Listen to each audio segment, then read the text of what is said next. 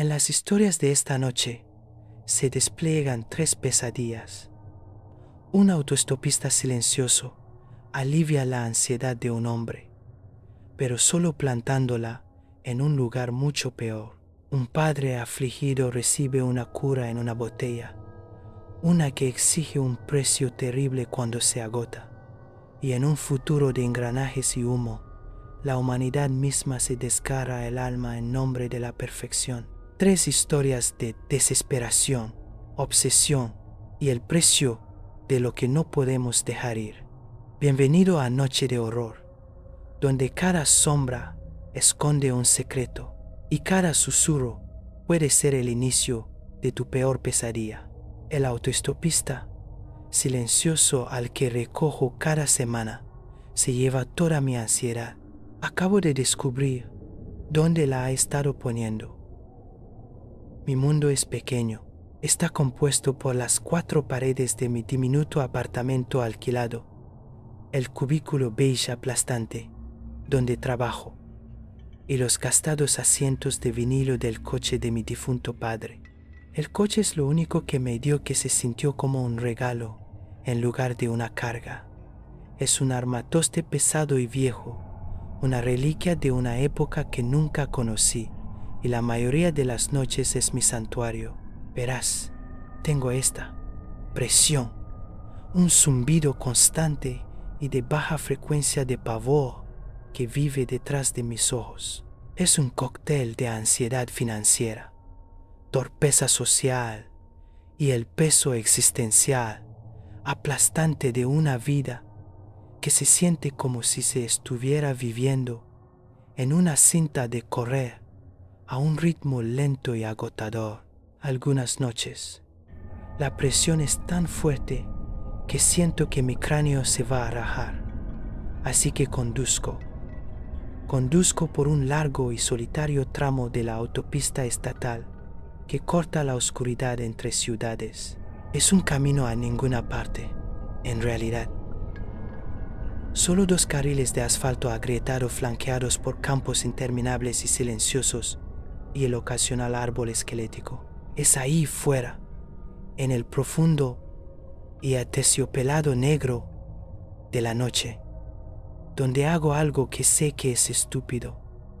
Recojo a autoestopistas.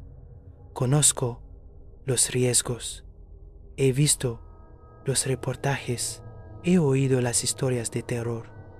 Pero la verdad es que estoy solo, y la intimidad tranquila y contenida de compartir un pequeño espacio con un extraño durante unos pocos kilómetros ayuda.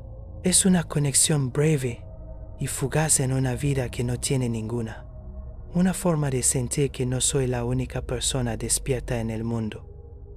Los primeros fueron normales. Un joven soldado con permiso de fin de semana. Su uniforme impecable. Sus historias del entrenamiento básico aburridas y fascinantes a la vez. Un universitario con una funda de guitarra destartalada, de camino a casa por las vacaciones. Ellos hablaban, yo escuchaba, y por un rato la presión en mi cabeza se aliviaba, reemplazada por sus historias. Entonces, una noche, lo recogí a él. Estaba de pie en el arcén de la carretera, una silueta alta y delgada contra el tenue resplandor de la luna. No estaba haciendo autostop, simplemente estaba de pie, esperando. Me detuve. Mi instinto me decía que siguiera, pero mi soledad y aburrimiento ganaron. Abrió la puerta trasera y se deslizó dentro sin decir una palabra. Era extraño. Su ropa era sencilla, pantalones oscuros, una camisa de botones, pero estaban cortados en un estilo vagamente anticuado, como algo de una fotografía de hace 30 o 40 años.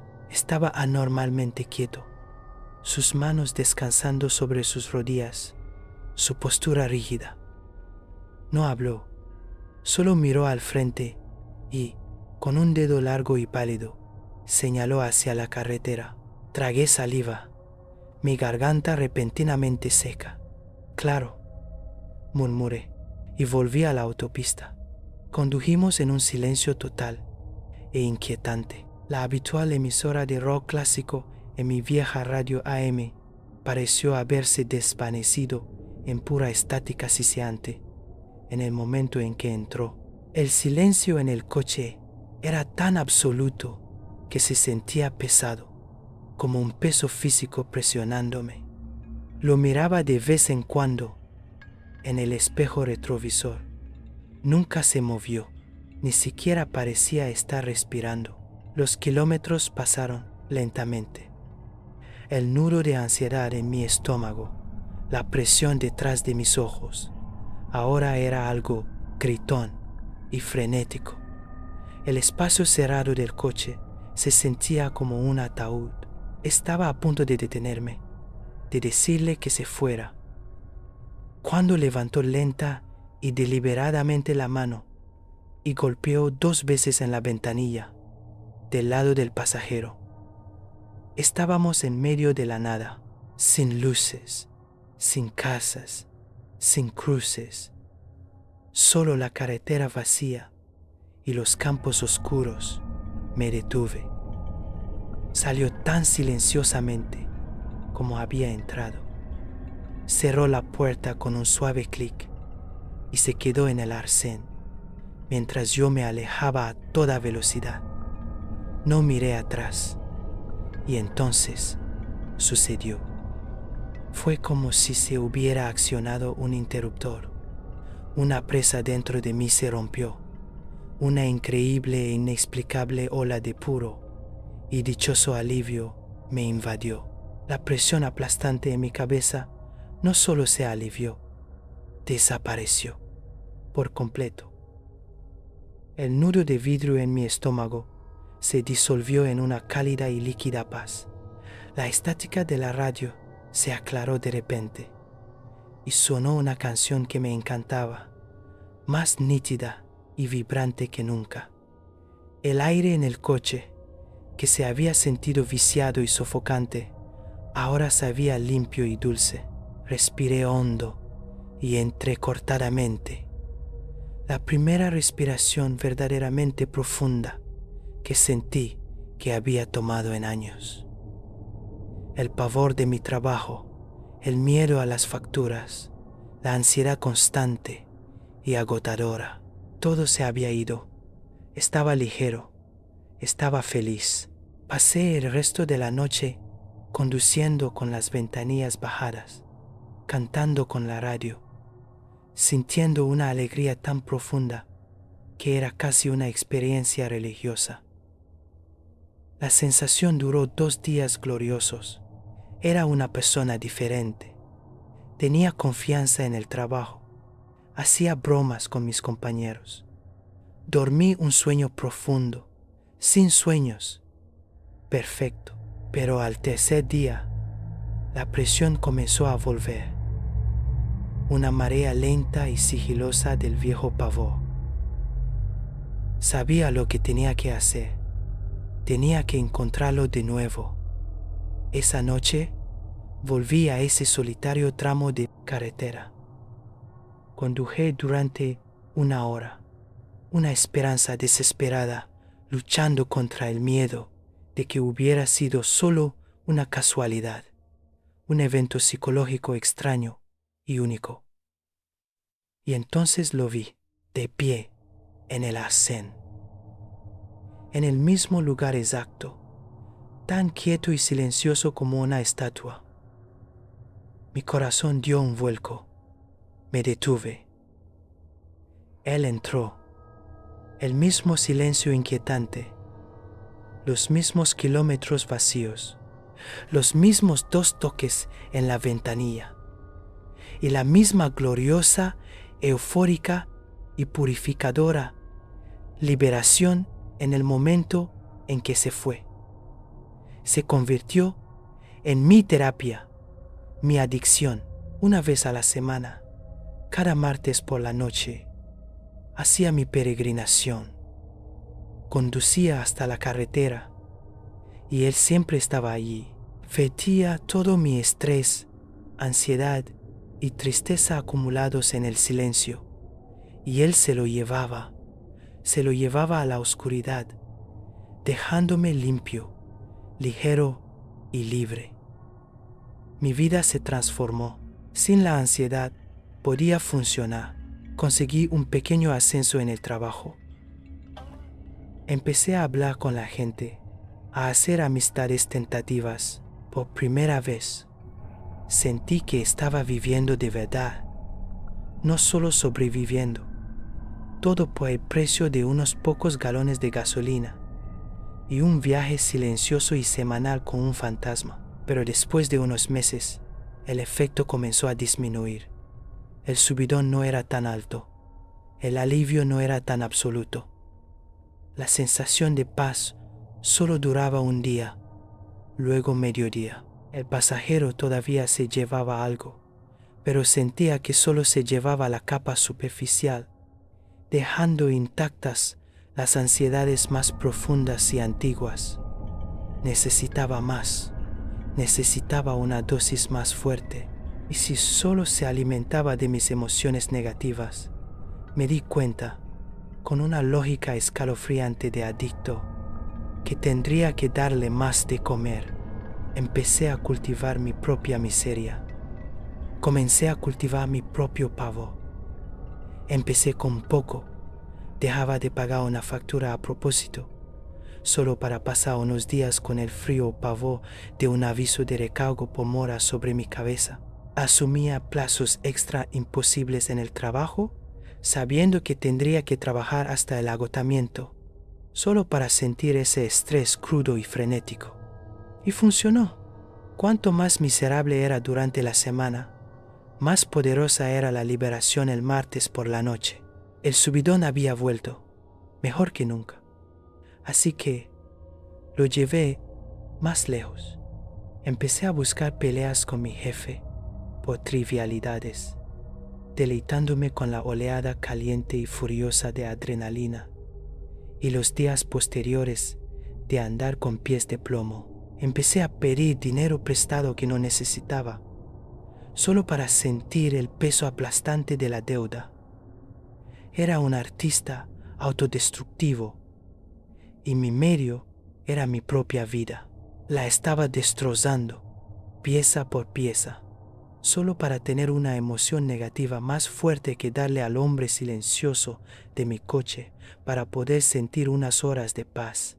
Era un ciclo vicioso y demencial, y estaba completa y desesperadamente atrapado en él. El accidente ocurrió hace 3 semanas. Ni siquiera fue su culpa, no directamente. Fue mía. Conducí a casa después de un día, deliberadamente, terrible en el trabajo. Un día en el que accidentalmente había borrado un archivo crucial, incurriendo en la ira total y gritona de mi supervisor. Estaba vibrando con un potente cóctel de vergüenza y ansiedad, ya deseando mi viaje de la noche siguiente. Estaba distraído. Me salté un semáforo en rojo. No fue un mal accidente. El otro conductor estaba bien. Mi viejo coche estaba abollado, pero reparable. Mi única lesión fue una fractura limpia en la tibia izquierda, una pierna rota. En el hospital, mientras estaba en urgencias, un médico entró con mis radiografías. Las puso en el negatoscopio. Bueno, la buena noticia es que es una fractura simple, dijo, señalando con un bolígrafo. De 6 a 8 semanas con yeso, y debería estar como nuevo. Hizo una pausa, con el ceño fruncido. Tocó un punto en la radiografía, un poco más arriba en mi tibia, lejos de la fractura. Pero, ¿qué es esto?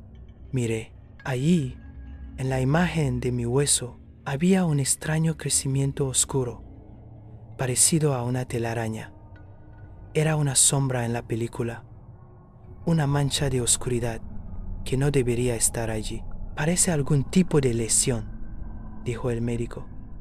Su voz ahora un murmullo bajo y clínico. Un tumor, tal vez. Necesitamos hacer más pruebas. La semana siguiente fue un borrón de escáneres, agujas y conversaciones silenciosas y preocupadas en los pasillos del hospital que no se suponía que debía oír.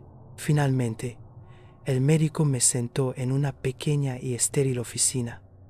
Tenía un archivo en sus manos y una expresión en su rostro que sabía que no eran buenas noticias.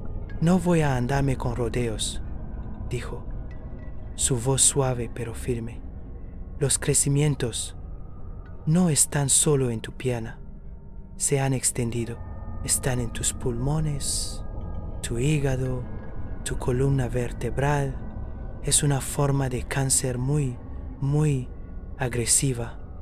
Y lo más extraño es que no podemos encontrar ningún registro de ello en tus archivos médicos anteriores. Es como si estos tumores, ya en una etapa avanzada, hubieran aparecido de la nada en las últimas semanas. Solo lo miré fijamente. Mi mente, un rugido de ruido blanco, siguió hablando, usando palabras como pronóstico y cuidados paliativos y hacer arreglos, pero no estaba escuchando. Estaba pensando en mi pasajero silencioso. Estaba pensando en el ritual semanal. Estaba pensando en todo ese dolor, toda esa ansiedad, todo ese pavor que le había dado de comer. No se había desvanecido sin más. Tenía que ir a alguna parte. ¿Lo convirtió de alguna manera? Había tomado mi angustia mental y la había transformado, devolviéndomela en una forma nueva, física y completamente maligna. Los tumores eran mi ansiedad, eran mi pavor, eran la manifestación física de todo el veneno que había cultivado voluntariamente y luego entregado. Las últimas palabras del médico atravesaron la neblina. Hay algunas opciones de tratamiento que podemos probar, pero para ser franco, nunca he visto nada progresar tan rápidamente. No puedo predecir lo que sucederá, pero yo sí podía. Sabía lo que sucedería. El médico había dicho que era demasiado tarde. No había cura para esto. Y en ese momento de certeza absoluta y aplastante, una extraña y tranquila calma se apoderó de mí. Me estoy muriendo.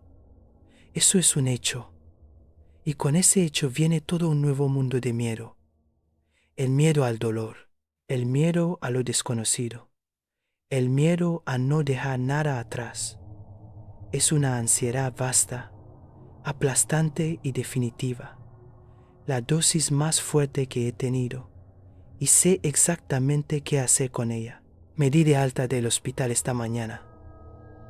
Tengo la pierna enyesada, pero puedo conducir. Mi viejo y maltrecho coche me está esperando. Y esta noche es martes.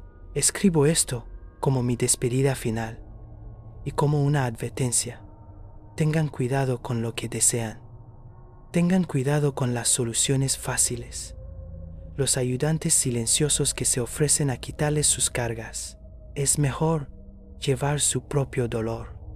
Es mejor enfrentar su propio pavor, porque las cosas que se ofrecen a quitárselo no son sus amigos.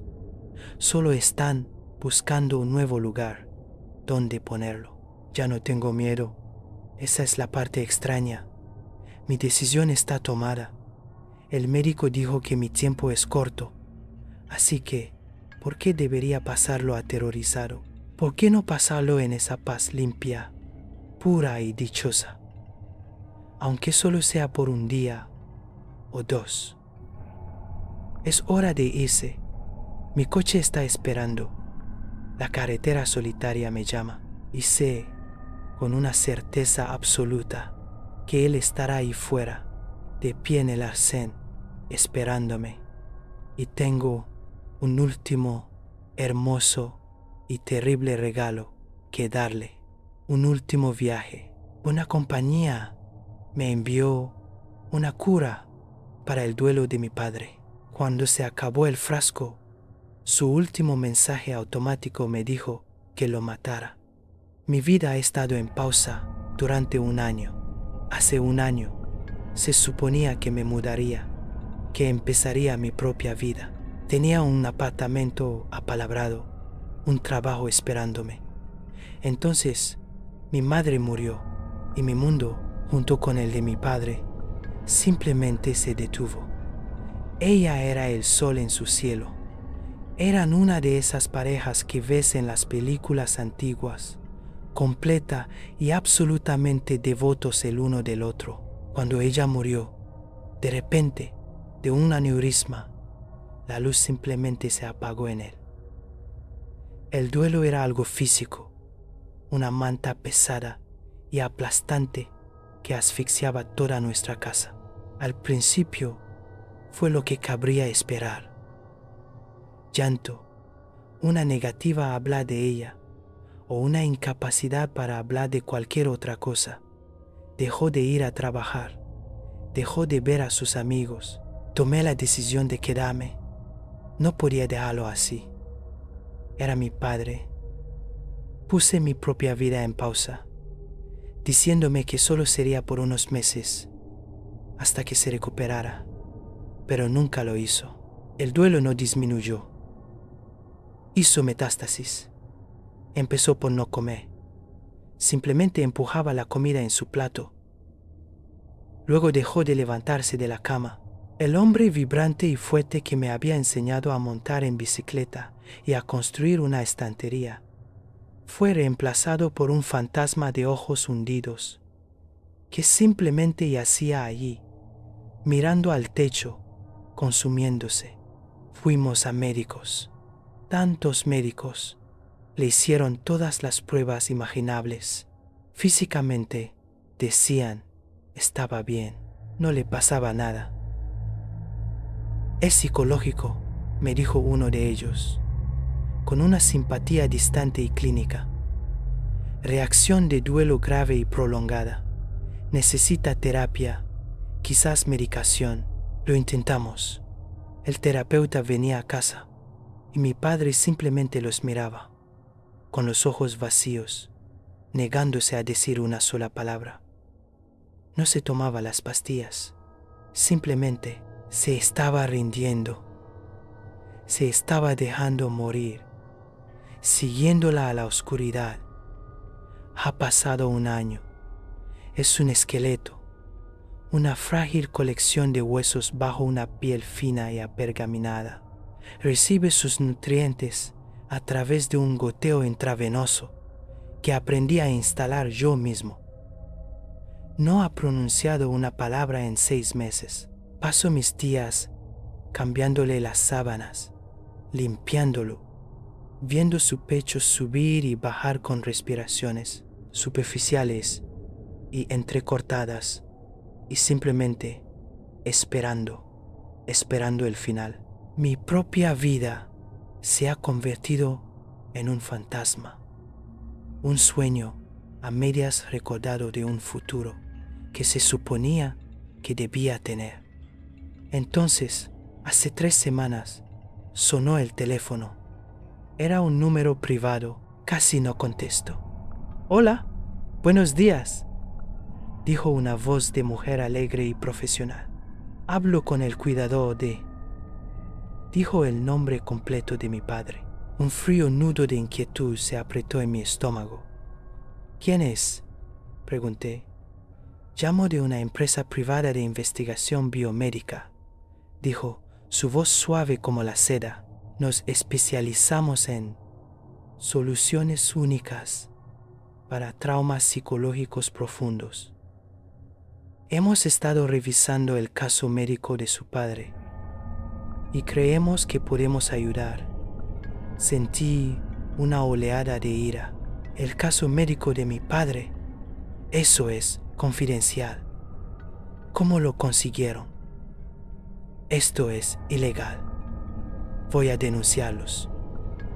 «Entiendo su preocupación», dijo, Su tono nunca vaciló, y me disculpo por la naturaleza poco ortodoxa de esta llamada. Nuestros métodos de adquisición de datos son propios. Pero por favor, antes de colgar, solo piense en su padre. El pronóstico no es bueno, ¿verdad? Los médicos se han rendido. Solo están gestionando su declive. Va a morir, usted lo sabe. Le estamos ofreciendo una oportunidad, una cura. Sus palabras cortaron mi ira como un bisturí. Tenía razón, se estaba muriendo. Yo solo era su enfermera de cuidados paliativos, esperando lo inevitable. ¿Qué tipo de cura? ¿Qué tipo de cura?, pregunté, mi voz un susurro ronco. Nuestro tratamiento se basa en el principio del anclaje sensorial, explicó. Creemos que en casos de duelo extremo, la psique se desancla. Necesita un ancla familiar y poderosa para volver a la realidad. Podemos crear esa ancla y, como nuestro tratamiento todavía está en la fase final de prueba, estaríamos encantados de proporcionárselo de forma totalmente gratuita. Gratis. Una cura. Sonaba demasiado bueno para ser verdad. Sonaba a estafa. Pero miré a través de la puerta a la figura esquelética que yacía inmóvil y silenciosa en la penumbra del dormitorio, y la desesperación, un sentimiento con el que había estado viviendo durante tanto tiempo, venció a mi escepticismo. ¿Qué tengo que hacer? Es un proceso muy simple, dijo la mujer. Solo necesitamos una muestra biológica del objeto de su duelo, su madre. Algo con lo que tuviera un contacto cercano, algo que retuviera una fuerte esencia personal. Un cepillo de pelo es ideal, una joya muy usada, una prenda de vestir favorita. Era morboso, era macabro, pero ya no me importaba. ¿Y qué hago con eso? Me dio una dirección, un apartado de correos, en otro estado, y me dijo que enviara el artículo allí. Eso fue todo. Una vez que recibamos la muestra, podremos sintetizar el ancla. Debería recibir el tratamiento en una semana. Esa noche, entré en el armario de mi madre por primera vez desde que murió. Había mantenido su habitación exactamente como la había dejado. Una cápsula del tiempo perfecta y desgarradora. El aire estaba impregnado de su olor, una débil mezcla de su perfume favorito y algo que era simplemente ella. Abrí su joyero. En la parte superior, sobre un lecho de terciopelo, estaba su viejo cepillo de pelo con el dorso de plata. Todavía podía ver algunos de sus largos y oscuros cabellos enredados en las cerdas.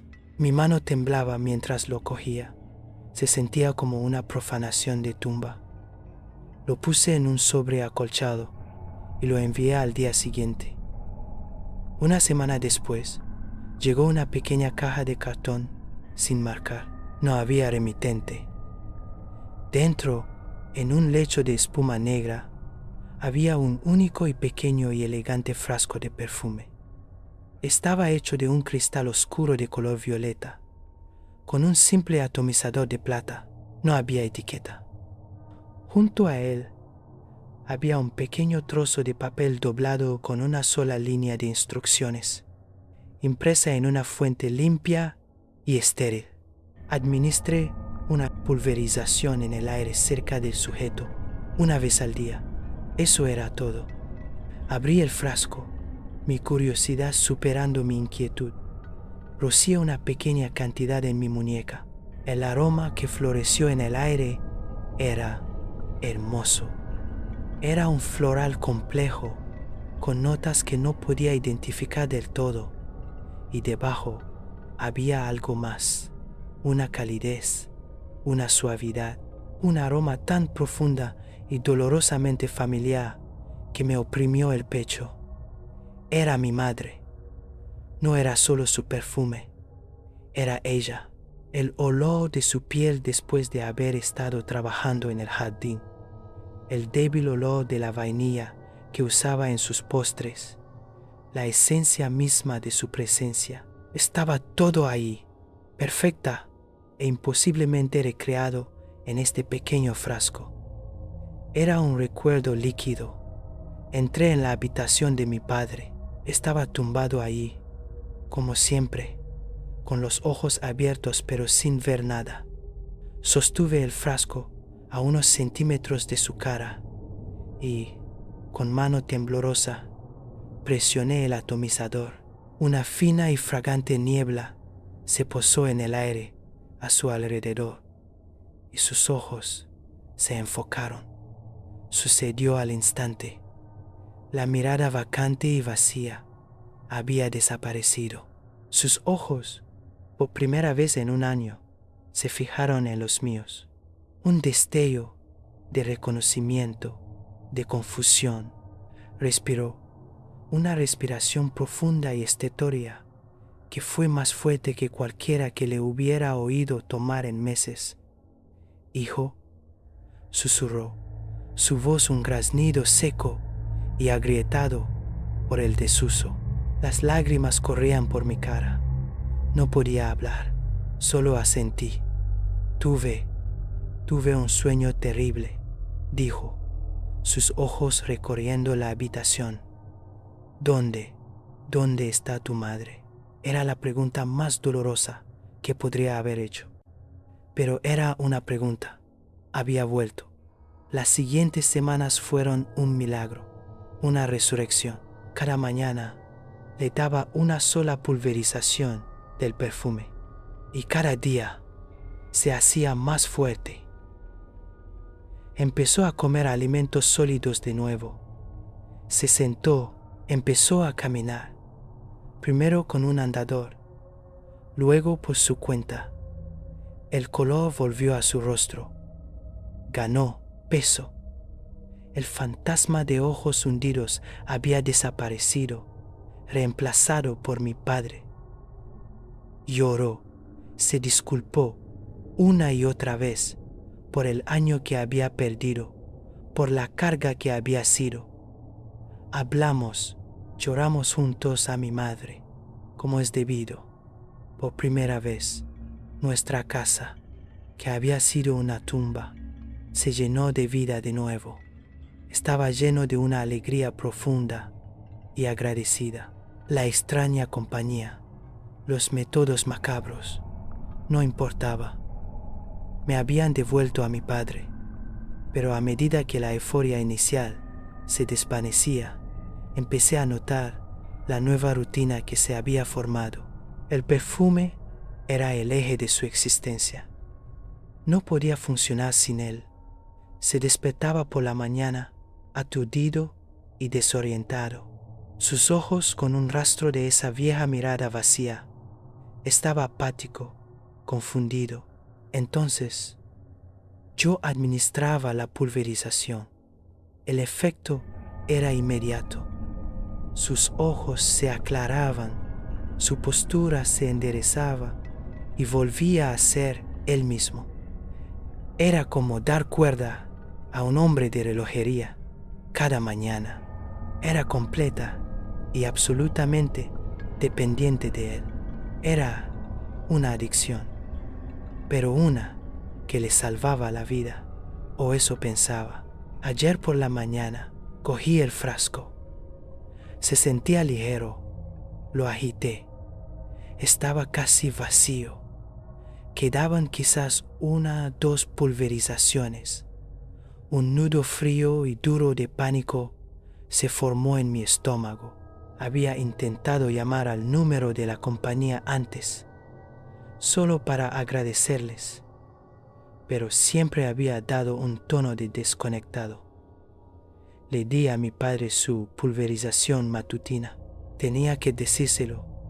«Papá», dije, tratando de mantener la voz firme, la medicina ya casi se ha acabado. El color desapareció de su rostro. El hombre alegre y recuperado con el que había estado viviendo durante el último mes desapareció, reemplazado por un extraño. Sus ojos se abrieron de par en par con un pánico crudo y animal. No, susurró. No, no, eso no puede ser. Lo necesito, la necesito a ella. Está bien, dije, tratando de calmarlo. Ya estás mejor. Eres fuerte. Ya no lo necesitas. No, ¿lo entiendes? Rugió. Su voz de repente, llena de una fuerza aterradora. Me agarró del brazo, su agarre como un tornillo de banco. No puedo perderla otra vez. No puedo. Era una persona diferente. Esto no era duelo. Era una necesidad cruda, desesperada y violenta. La rabia de un drogadicto. Pasó el resto del día en un estado de terror, agitado y paranoico, deambulando por la casa, preguntándome constantemente si había encontrado más. Esta mañana le di la última pulverización. Se calmó al instante, pero el momento fue agridulce. Sabía que en 24 horas el monstruo volvería. Pasé todo el día intentando llamar al número de la compañía, una y otra vez. Finalmente, alguien contestó. No era una persona, era una voz femenina, fría y automatizada. Gracias por llamar, dijo la voz, su tono plano y distante. Debido a una reciente investigación gubernamental y al cese de nuestras operaciones, esta compañía está ahora permanentemente cerrada. Ya no podemos proporcionar nuestros servicios o productos. Mi corazón se hundió.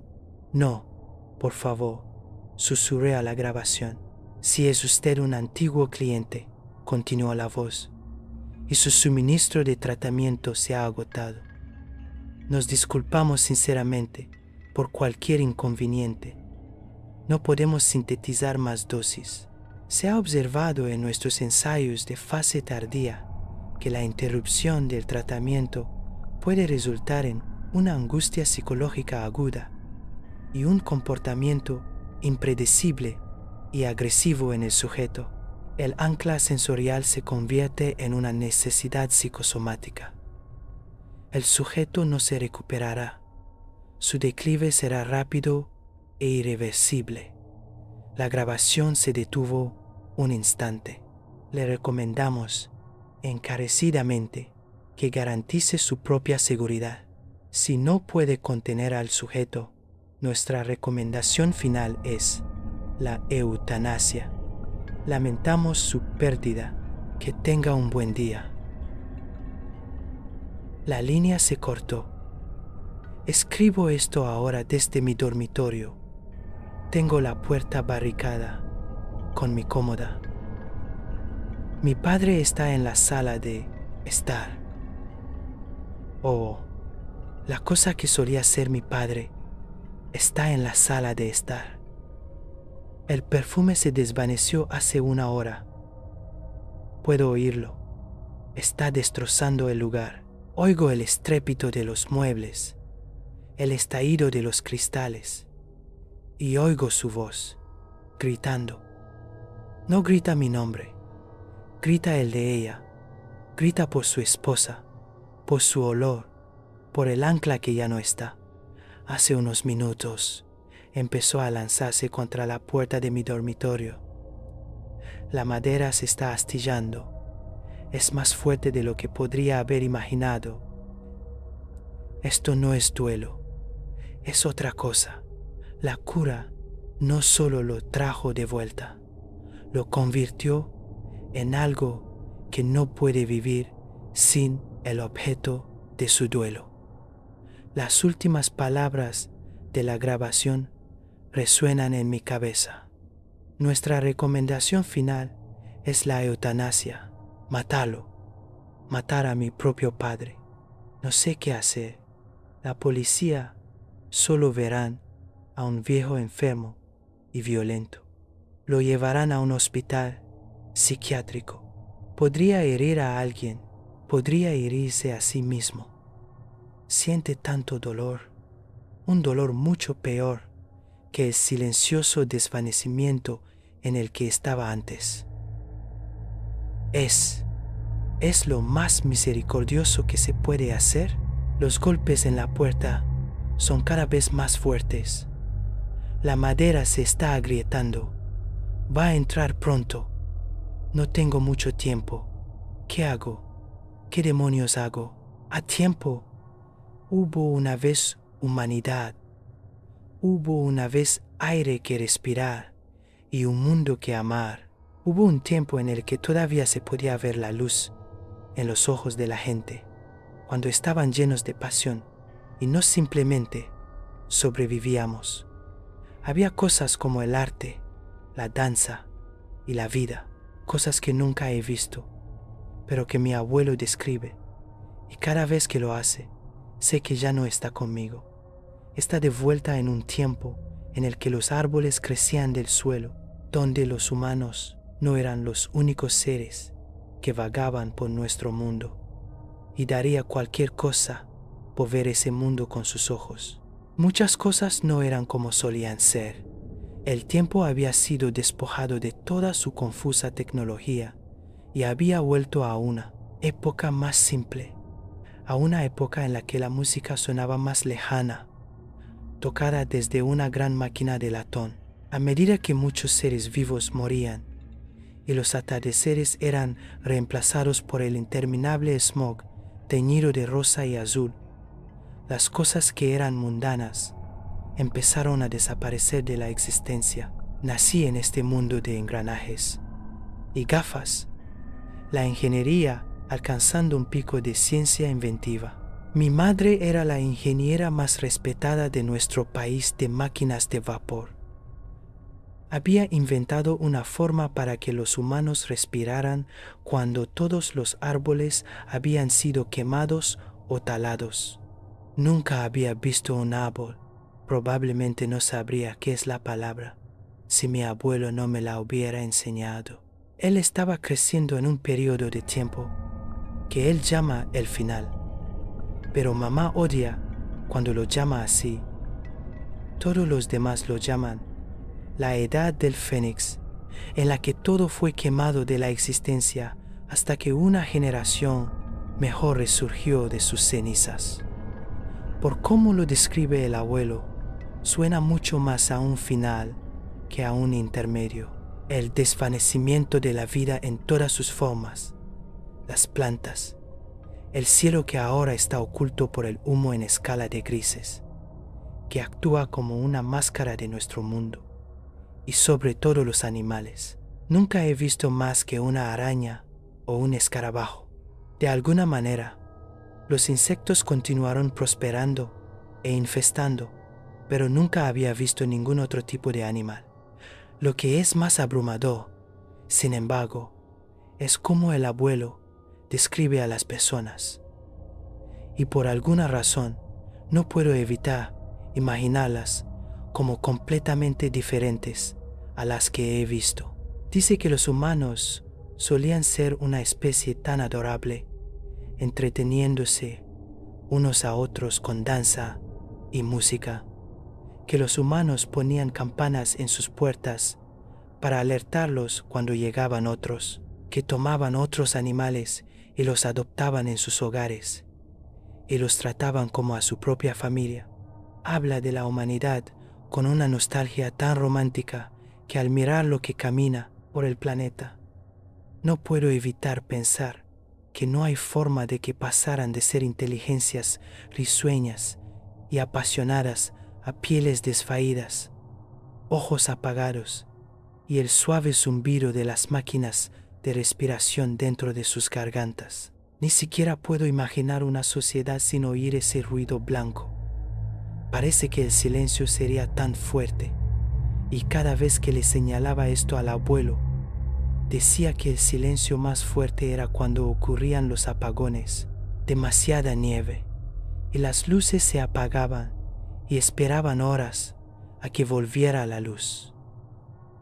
Ahí es cuando el silencio era más fuerte. No tuve el corazón para decirle que no sabía qué era la nieve.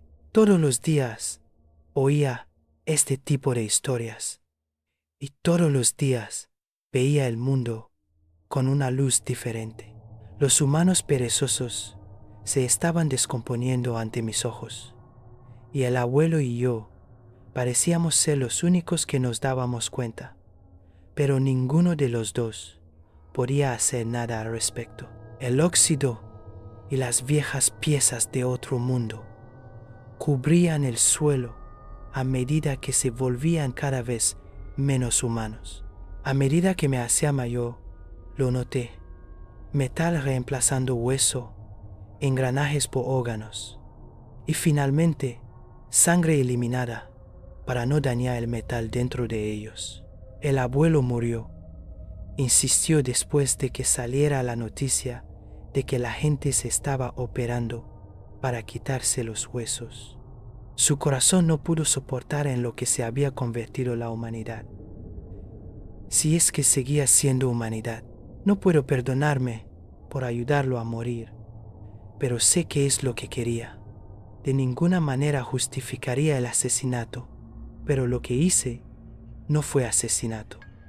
Suplicó tantas veces, dijo que era piedad, así que ahora me aferro a recuerdos que no son míos mientras los humanos se desmoronan. Pero un mundo sin él parece un poco menos humano, un poco menos hermoso, y durante mucho tiempo, no sé cuánto tiempo podré sobrevivir sin él. Me casé, no era humano, es imposible. Se había operado para hacerse los ojos más grandes. Mucha gente lo había hecho, pero todo lo que podía ver era una máquina tratando de parecer humana, como si la piel estuviera siendo estirada. Lo peor de todo era que todos decían que era por belleza, que la belleza significaba no tener manos ni cuello huesudos, que la belleza significaba ojos demasiado grandes para ver. La belleza significaba no sangrar nunca. Y mientras se destrozaban por la belleza, arrancaban lo que los hacía hermosos. Fue el cerebro lo que colmó el vaso. Dijeron que la belleza era sumisión, pero con palabras más bonitas, y así se sometieron. Recuerdo haber leído sobre el miedo en el cerebro humano. Había un estudio y hablaba de algo llamado el Valle Inquietante, uno de los miedos más arraigados para los humanos.